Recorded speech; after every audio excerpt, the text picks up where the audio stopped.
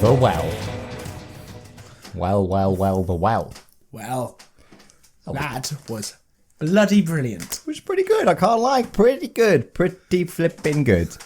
I've now got an excuse to force Caitlin to watch Midnight and then rewatch that. Yes, we watched it the other day. I put it on in the afternoon just because I was like, I've just got a feeling. And didn't we say, that is a prediction that I can now solidly say, tick. Yeah, you got one. So And I was right. Something bad was going to happen to Belinda. She did nearly die. I was half right. Yeah. I had a feeling something bad would happen to her throughout the series. This was superbly done in So terms good. of the fact that most of it takes place inside of two big rooms, and that's it. You know, we've got the initial stuff. I love the pre-title scene. Can I just point out, I love this running joke that we're doing with the outfit changes and just playing a song. That sort of like hints at like the era or wherever. Like today we had Toxic because it's a toxic planet that's mining me. Can we keep doing that? I actually really like that. Yeah, that was It good probably fun. will get tiring by the end of this season, but like one or two more times, come on. Yeah, that was a good pop. That It was a nice bit of levity before the tension sets in. Yeah, I don't even know where to begin unpacking this. When did you guess that this was a Midnight sequel? As soon as I Be saw honest. the planet. As soon as I saw the planet with the dome there, I was like, well, there's only one planet we know of in the universe where life can't exist on the planet's surface. It's all encased in a dome. As soon as they said galvanic radiation, as soon as that word gets dropped, Midnight's covered in galvanic radiation. It's the one thing, and then they start talking. There's a few more hints about like the carbon 46 or whatever it was that gets hinted at. That just to make if you're paying attention, you'll go, oh, I know what this is, and then you finally get that reveal. Yeah. With the little flashback shots to Midnight. Just when they're saying unbelievably good. 4,000 years ago, this planet was covered in diamonds. It was a diamond mine in the past. And what's the name of the planet? 6767. Okay, 4,000 years ago. Oh, Midnight. And then boom. Like, what a brilliant sequel. And I'm so glad they didn't reveal the monster properly. You get little glimpses, a little bit of shadow in the back of the character. You get a new way of it killing where it's learnt. You're getting some development for the creature here, and it's done so well.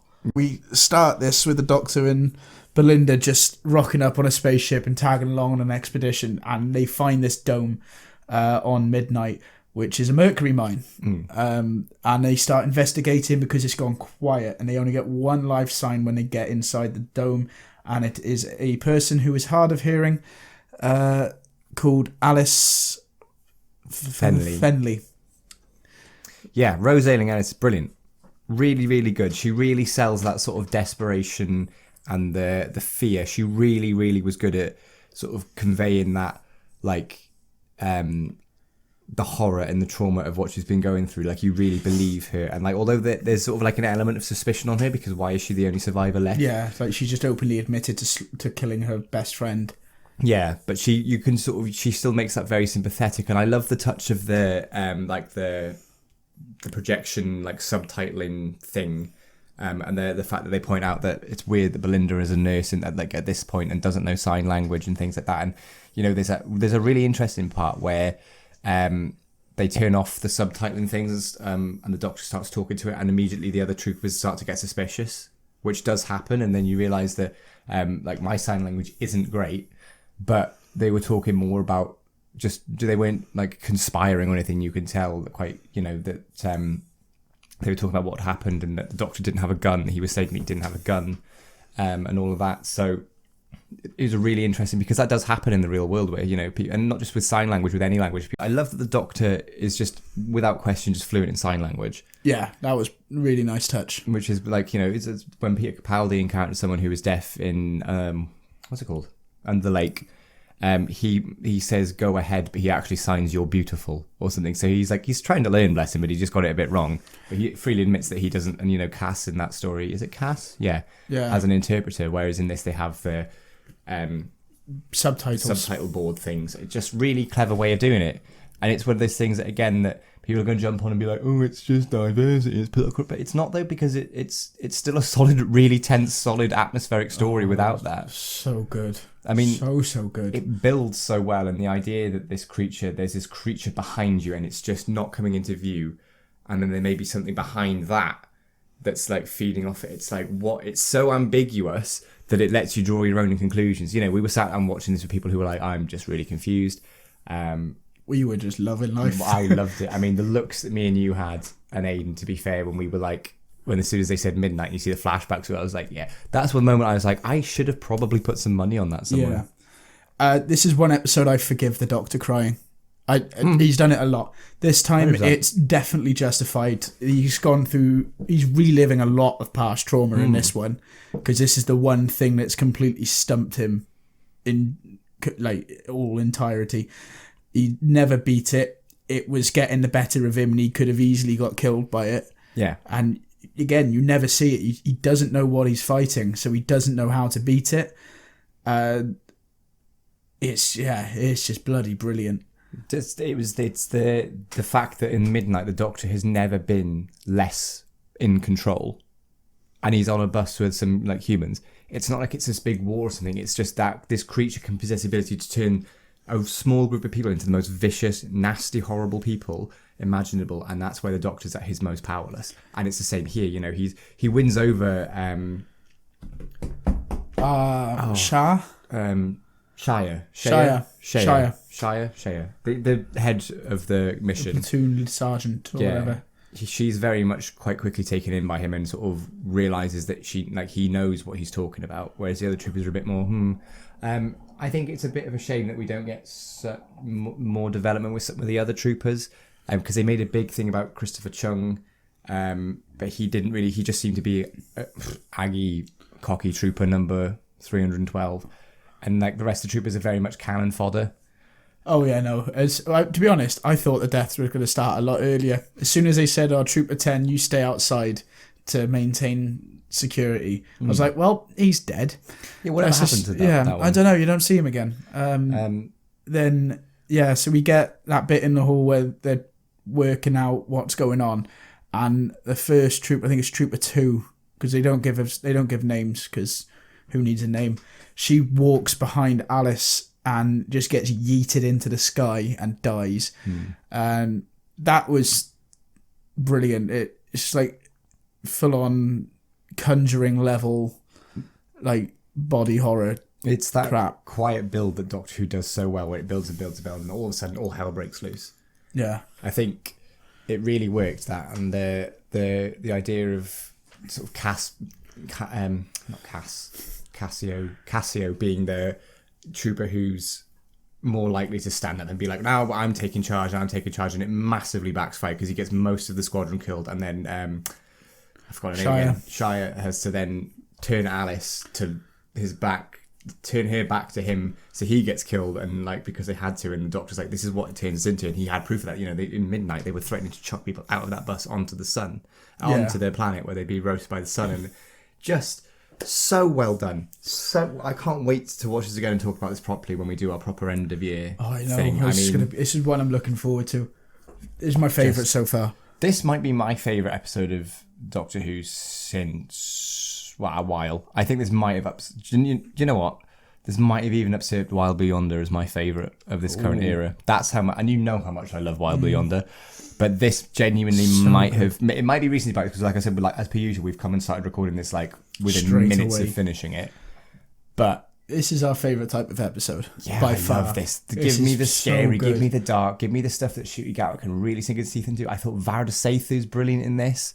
Even the supporting cast were class as well. They don't get much of it. And of course we've got like there's one little touch that I love when they're doing the airlock thing. There's 7 of them left.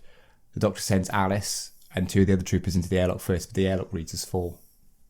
And I noticed that straight away. I was like, hang on a minute. And then obviously we get that ending where it's hinted that this entity is still there. It's latched on. It's still, because, you know, we get the idea that there might be more than one. So it's still out there. Yeah. And we get Mrs. Flood, who is she's in control of the bloody FaceTime call. It reads as 4, and then the rest of them are in there waiting to go, and they're all thinking, Christ, it's on one of us, because everything started shaking, and suddenly the airlock is gone, just destroyed. So that's proper Midnight right there. And then it turns out Belinda is the one who is possessed. Yeah, I'd say, or this cursed. slow realization and the look on her face as she realizes, as they're all going, I don't think it's me, and she knows it's her, and she doesn't want to quite say it, she doesn't want to be real. And that horrible, there's that just heartbreaking look on Shooty's face where he goes, I don't think it's me, and looks at Bella, and he's like, Bella, and you can just see her like breaking down, and it's like, oh, it's her. It's her. Yeah. I thought, is it a bit cheap to be able to just go, oh, if we just shoot, like, that's my one issue with this is the idea that shot. they can just, oh, if we shoot her, but like just miss her heart, she can be saved really easily, but we can shoot the monster. Well, I mean, they did and slow it down, and obviously, like, the sacrifice is there. Then when Shire jumps into the well, but. It's like, is that just too little? I don't know. Maybe I'm just overthinking it. But I really like this. I didn't mind the shooting bit because she did explain it as like there is a chance she'll survive, but a very minute chance because of where she was shooting. So I mean, you said, you've got to be a really good shot, and thankfully they mentioned that a few times during this. That had been established. To be fair, I think that would have been worse if they hadn't established that. But the stuff where the doctors talk directly talking to the creature, and then that is really good. So I could feel good. that. You can just hear the tension. whispering, but you can't quite hear what it's saying. Yeah, because I was listening. I was like, what's it saying? What's it saying? I was just like, it knows the doctor's name, and I took that as it doesn't just know the doctor; it knows what the doctor's real name is. Yeah, and like how many it people remembers. or things in the universe know that? Not many. No. If any at this point, it's probably just the doctor, but that thing knew, and that terrified it, and I just thought, oh, it's so good. But I love the fact that we still don't see this creature. Yeah.